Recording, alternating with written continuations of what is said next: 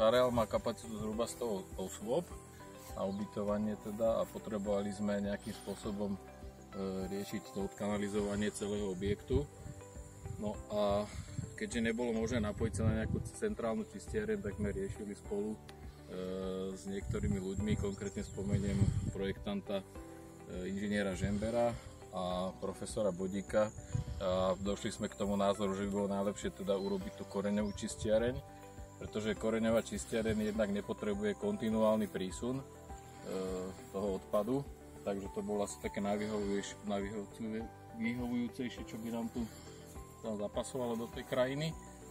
No a tým pádom, že teda mali sme tu aj nejaký priestor, nejakú plochu, ktorý potrebuje koreňová čistiareň, konkrétne je to asi 250 m2, tak sme sa pustili teda do budovania tej koreňovej čistiarne. Začali sme v roku 2019 na jeseň výkopami tých jednotlivých polí a tento rok 2020 na jar sme to dokončili. Kapacita čistiarne oficiálne je teda 50 osôb, ale nárazovo ona vie zvládnuť aj 100 osôb, takže dvakrát takú kapacitu. Možno trošku tej technológie, ak môžem povedať. Na začiatku je taký separátor lamelový, septik, ktorý odseparuje vlastne to husté ako keby od toho riedkeho, potom to preteká ďalej do takú prvú predfiltráciu do toho horizontálneho pola, kde horizontálne preteká cez ten štrk. No a potom vlastne ide do takej rozdeľovacej nádrže a z tejto ide do vertikálnych polí, kde to vlastne nátokovo priteká, že naraz sa vypustí nejaká dávka a tam sa to vlastne dočistí a potom je vlastne už odtok priamo do potoka.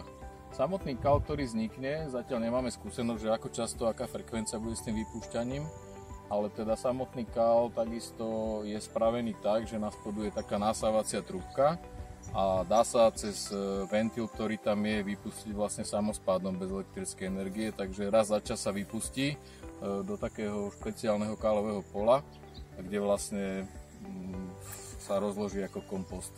Celá prevádzka je bez potreby elektrickej energie, to znamená, že všetko ide samospádom od tej poslednej šachty až vlastne do potoka. Všetko je navrhnuté tak, že tým, že sme tu mali taký terén, ktorý to umožňoval, tak všetko je bez elektrickej energie, všetko ide samospádom. Takže my sme tú čistiareň teda robili celú svojpomocne a tak je tam nejaký podiel teda tej práce, ale to teda vykryli nám dobrovoľníci, plus my sme pracovali. A čo sa týka materiálu a jednotlivých teda výkopov a tak celá čistiareň vyšla na 20 000 eur, čo znamená, keď sa to preráta na 50 osôb, že by to vychádzalo na jedného ako 400 eur, zhruba náklad na jednu osobu.